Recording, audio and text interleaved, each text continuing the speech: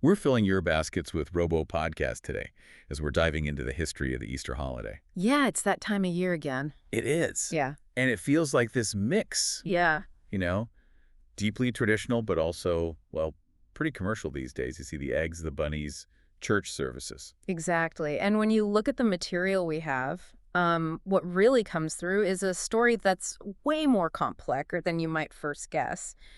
It's like a tapestry, really, Uh-huh. woven over centuries, mixing old seasonal stuff, deeply held Christian beliefs, and yeah, some surprisingly new commercial bits, too. Right. It's not just a straight line, is it? Lots of twists and turns and some common ideas floating around. The material we have actually kind of challenges them. Yeah, like what? Like that idea that Easter comes directly from an ancient goddess, Mm. Ishtar. The history suggests, well, maybe not quite like that. Oh, right. And then you have the other side, things like bunnies and eggs that seem totally separate from the religious core. They actually have these fascinating historical threads, even if the simple stories we hear aren't always, the full picture. Precisely. So if you're ready to peel back those layers, go on a bit of a journey through time, Mm-hmm. the material we have is going to help us unpack this surprising history behind all those symbols and traditions you probably associate with Easter. Oh, okay. Let's unpack this history with you, starting right at the beginning. The name. Where does Easter even come from? Yeah, good place to start because Easter, the word itself is mostly an English and German thing, really. Okay. The origin everyone usually points to, it comes from this 8th century monk, the Venerable Bede. Have you Oh, heard of him? vaguely, yeah. What did Bede say? Well, Bede suggested the name came from an Anglo-Saxon goddess of spring, Eostre. Easter. Okay. He wrote that the English called the 4th month Eostermanath, so Eoster month. Right. And this month was around the spring equinox, and Bede said, they had feasts for her then. So that sounds like the pagan link people often talk about, right? It does, yeah. But here's the interesting thing. What the material we have highlights, Bede's writing. It's the only surviving mention of Eostre we have. Wow. Really? Just him. Just him. A single source. That makes it kind of hard to be certain, doesn't it? It really does. Shows you how fragile history can be sometimes. And you know that popular story about Eostre changing a bird into a hare that lays eggs? Yeah, I think I've heard that one. The material suggests that's probably a much, much later idea. Maybe a misunderstanding, maybe just made up. Doesn't seem connected to what Bede actually wrote. Okay, so the name in English might link back to maybe an Anglo-Saxon goddess, but it's based on just one mention, and the whole bunny laying eggs thing is likely modern folklore. Pretty much, yeah. But you said Easter's mostly English and German? What about other places? Right. That's key. The material points out that in tons of other languages, think French, Spanish, Italian, the name for the holiday actually comes from Pesach. Pesach, Hebrew for Passover. Exactly. Yeah. Which immediately points us to a completely different and really significant origin story. The Jewish celebration, right, liberation from Egypt. Right. Passover remembers the Exodus story, the liberation of the Israelites. And this is super important because, as the material shows us, the early Christian calendar, it was built around the timing of Passover. Why? Because the first Christians saw Jesus' story in a similar light. Precisely. They saw Jesus as their Messiah, freeing people from bondage, too, but from sin, from evil, kind of paralleling that liberation from Egypt. Okay. So that theological link is absolutely fundamental to why Easter falls when it does. That makes a lot of sense. Yeah. It anchors the timing in that core idea of freedom. So, okay, let's dive into that central Christian story then, the one the material focuses on. Okay. So at its heart, Christian Easter is all about commemorating Jesus Christ's resurrection, rising from the dead, Right. and the events leading up to it are crucial. Starting with the Last Supper, yeah. Yes, Yeah. on what we now call Maundy Thursday. The material describes it as Jesus' last meal with his disciples, sharing bread and wine, saying they were like elements of his body. And Maundy, it comes from the Latin mandatum commandment, refers to a new command Jesus gave them then. Ooh. And what's really interesting, the Synoptic Gospels, they actually frame that Last Supper as a Passover Seder meal. Tying it right back to Pesach again. Exactly. Then comes the crucifixion. Good Friday. Good Friday, yeah. The material places it at Golgotha, outside Jerusalem, and the name Good Friday, it's thought to come from an Old English word, gud, meaning holy. Holy Friday. Makes sense, leading to the big moment on Easter Sunday. The resurrection. So the accounts we have say that 3 days after his crucifixion, Jesus rose from the tomb he'd been buried in. Right. And this supposedly happened right around the time people were preparing for Passover. And because of that timing and the way it mirrored the Passover lamb sacrifice, Jesus became known as the new Pascha. Yes, or the Paschal Lamb. Celebrating his resurrection became the very first Christian feast day. That's why you still hear Easter called the Paschal Feast or talked about in the Paschal season. Okay, here's where it gets really interesting. Mhm. I mean, how did these deeply religious events tied to the Jewish lunar calendar end up with a date that works on our solar calendar? Because wasn't that date confusing for a long time? Oh, absolutely. Huge confusion. The basic logic at first was simple enough. Jesus died during Passover, rose just after. So celebrated around then. Makes sense. Passover follows the Jewish lunar calendar. Which moves around each year compared to our solar one. Exactly. So Christians in different places ended up celebrating Easter on different Sundays. It caused a lot of disagreement. Okay, so who sorted it out? Well, it got serious enough that Emperor Constantine stepped in, after he converted to Christianity. Right. In 325 CE, he called this big meeting the Council of Nicaea. Ah, Nicaea. And he made a call on the date there. He did. He basically decreed that celebrating Christ's resurrection was just too important to be tied to or calculated based on the festival of another faith, meaning Passover. So he wanted a separate Christian way to figure it out? Yes. And they used some seasonal symbolism, too. How so? The material points out they connected it to the growing light after the winter solstice, spring arriving. Christ is often called the light of the world, so the resurrection was linked to light returning after darkness. Nice symbolism. So what rule did they actually set at Nicaea? Constantine decided Easter should be on the Sunday after the first full moon that occurs on or after the spring equinox. Okay, Sunday after the first full moon, after the spring equinox, which is around March 21st. Right. And the material adds a little note. It's technically the ecclesiastical full moon, which is calculated to keep track of the astronomical one. Okay, so rule established, problem solved, everyone on the same page now. Not quite. This is fascinating. Nicaea agreed on what the date should depend on the equinox and the full moon. But they didn't standardize the exact method for calculating when that full moon was. Different churches still used different tables, different maths. Oh, for goodness sake. More confusion. Yep. It caused real problems, particularly in England, in the Northumbrian kingdoms. You had Roman missionaries using one method, Irish missionaries using another. So they could end up celebrating Easter on different Sundays in the same kingdom. Sometimes, yes. Apparently it happened, which you can imagine was pretty divisive. Yeah, messy. How did they finally fix that? King Oswy of Northumbria got fed up. He called another meeting, the Synod of Whitby, in 664 CE. Whitby. Brought everyone together to argue it out and decide on one method. And the material says the Synod sided with the Roman calculations. And that decision at Whitby basically locked in the rule we use today. Pretty much, yeah. It brought consistency, especially in England, and that basic rule holds. Easter is the first Sunday after the Paschal moon, that first full moon on or after the spring equinox. Wow. It's amazing how much history and, frankly, astronomy goes into figuring out one date each year. It really is. So, okay, let's shift to the services. How did the way people observed Easter evolve, especially with this link to the date and the season changing? Well, the material definitely connects the religious practice to that whole seasonal shift idea. For people up north coming out of a long, dark winter, Yeah. the excitement for spring, for light returning, just naturally meshed with celebrating Jesus' resurrection as, light coming back into the world. So the services maybe reflected that, darkness to light. They really did, it seems, especially during medieval Holy Week, the Triduum, those 3 big days before Easter Sunday. Right. People spent a lot of time in church. And there was this specific service called Tenebrae, often held in the evenings before Easter. Tenebrae. Yeah. I mean, it's darkness or shadows, right? Sounds intense. It was meant to be, yeah.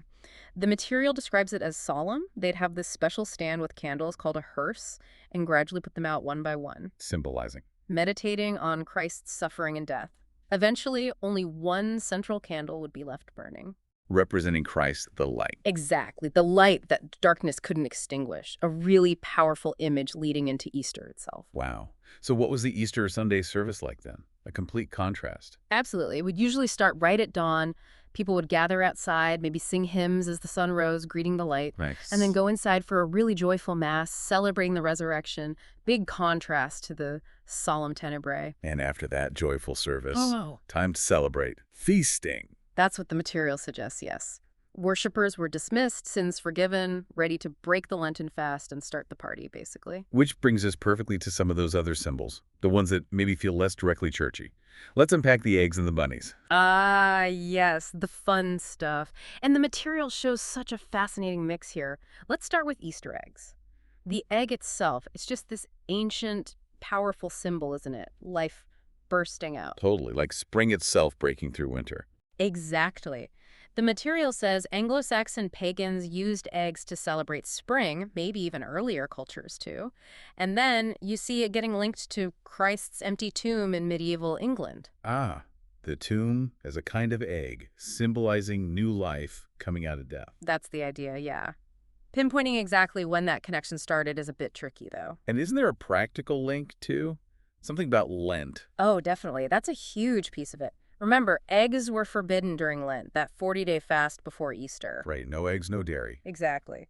So the material explains any eggs laid by chickens during Lent couldn't be eaten right away, so what did people do? They boiled them to preserve them. Ah, and then ate them all on Easter Sunday, when the fast ended. You got it. Practicality turned into celebration. Were eggs used in other ways, too? Yeah, the material mentions something called pace egging. Comes from Pascal.